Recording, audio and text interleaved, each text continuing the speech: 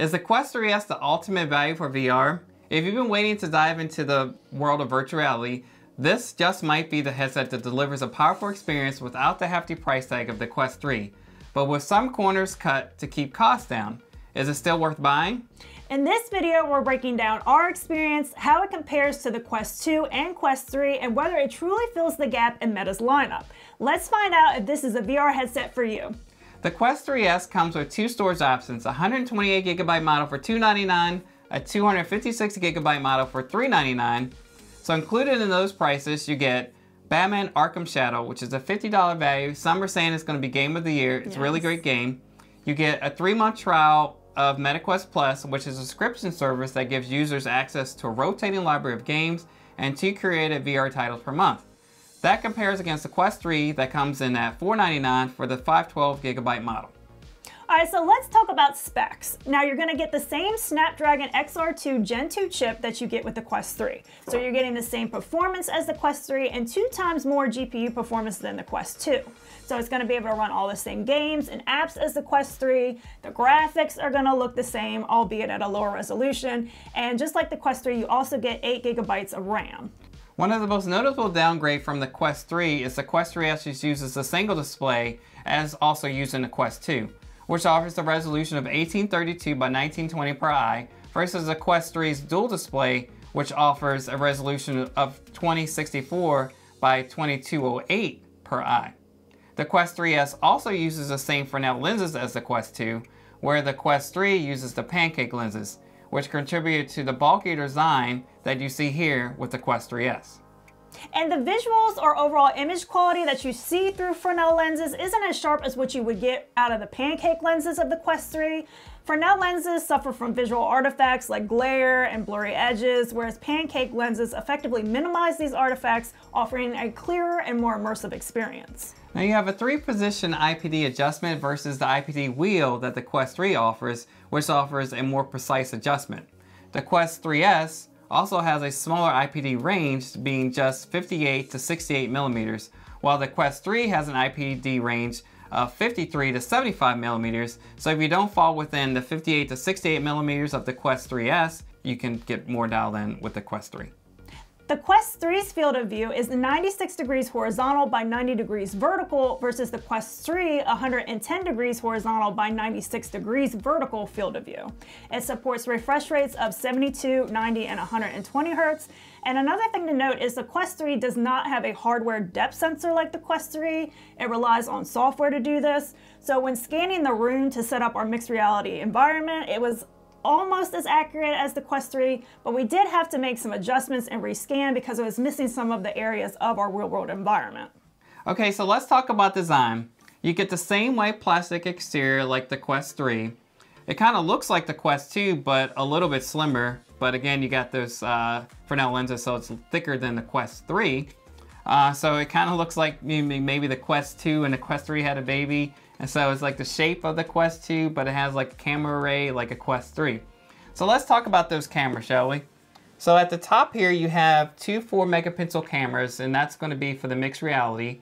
So you get the same color pass-through, just like the Quest 3. Now, on the outside here, you have the IR illuminators, and those are going to help for low light situation gameplay. Yeah, for better tracking. Right, for better tracking. And at the bottom here, you have tracking cameras, and then on the sides, here and here, you have also, these are tracking cameras there.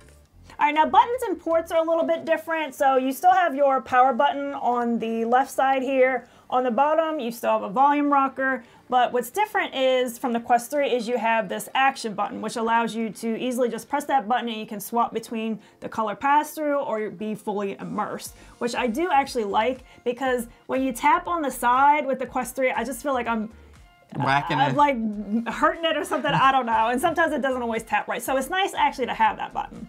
And so for ports, you have your USB-C charging port. What you don't have now is a 3.5 millimeter headphone jack. So if you're using headphones where you're using that headphone jack, you're not going to be able to do that with the Quest 3S. So you're going to have to get a wireless solution like headphones or earbuds. Obviously, you still have the built-in speakers.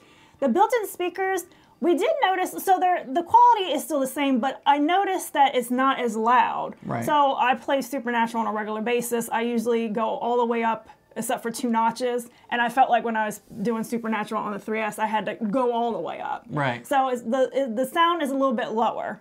And one thing about the no headphone jack, now you can do a USB-C to 3.5 millimeter adapter, but then you can't charge while having the headset in Yeah, at so the if you same have time, something like this, you know. So maybe a wireless solution, but you can do wired if you want to do that adapter. Right.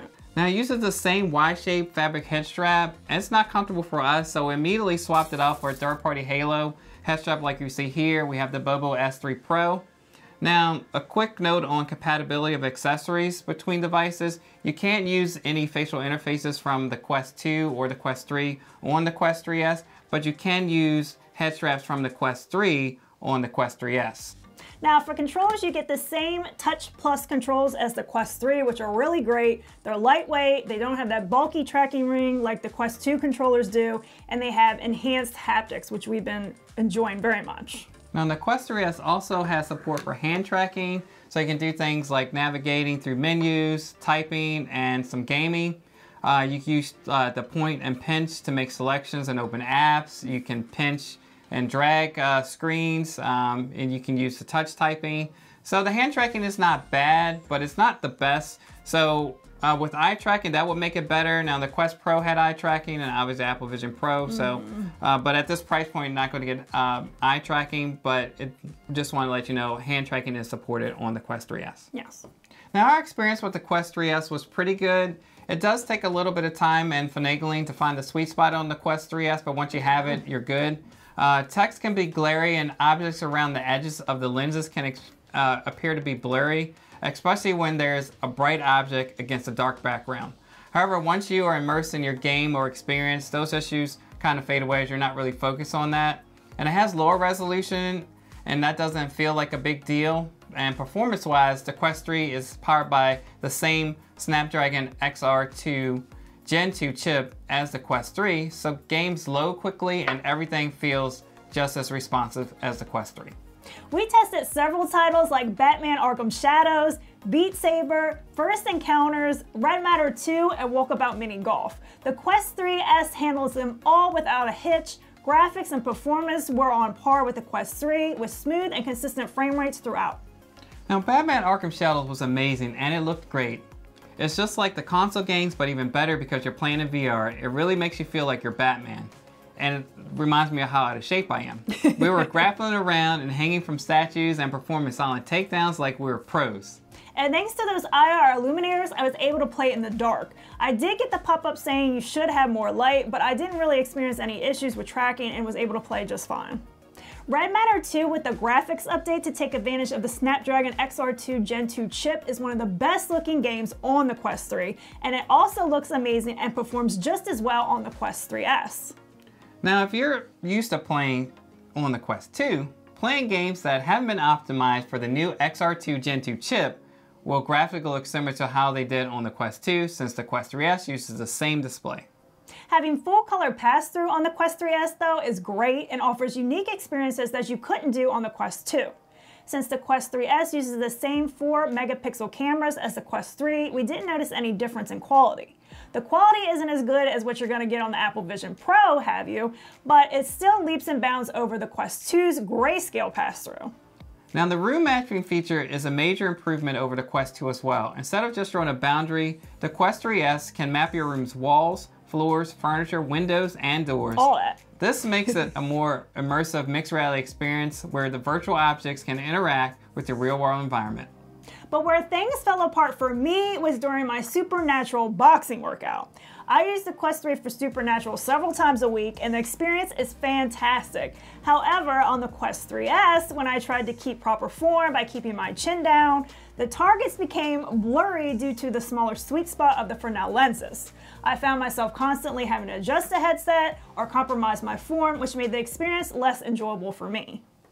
Watching content isn't as nice an experience as it is on the Quest 3. This is due to the lower resolution and the Fresnel lenses. I was noticing blur, especially when watching dark scenes with a bright object against a dark background. Also, the image isn't quite as sharp as on the Quest 3. However, if this is your first VR headset, then welcome to the world of watching content on a big screen in virtual reality. Yes! Now let's talk about battery life. The Quest 3S has a smaller battery at 4,324 milliamp hours, whereas the Quest 3's battery is 5,060 milliamp hours. So due to the lower resolution of the Quest 3S though, Meta claims that it will have slightly longer battery life. So we're talking 2.4 hours for the Quest 3S and 2.2 hours for the Quest 3. So not super noticeable, but you should be able to eke out a little extra battery life. So if you already own a Quest 3, there's no need to get the Quest 3S. However, if you're new to VR, the Quest 3S offers an incredible value. It's an entry-level price without feeling like an entry-level experience. It's a nice upgrade from the Quest 2 also, thanks to its full-color pass-through and the more powerful Snapdragon XR2 Gen 2 chip, which delivers better graphics and gaming performance. You'll be able to fully enjoy all the newer Quest titles on this headset. Now, if you're already considering the 256GB Quest 3S at $399, we suggest saving an extra $100 and going for that Quest 3 for its added features. But if that's not an option, the Quest 3S still provides an amazing VR experience at a much lower price point. That said, we do miss the pancake lenses from the Quest 3 with that edge-to-edge clarity. Well, thanks for watching. If you found this helpful, don't forget to like, subscribe, and hit that notification bell so you don't miss out on our future reviews and tips. Let us know in the comments if you're considering the Quest 3S, or if you're gonna stick with the Quest 2, or you're just gonna save it for that Quest 3. We'd love to hear your thoughts down in the comments. And we'll see you in the next one. Bye.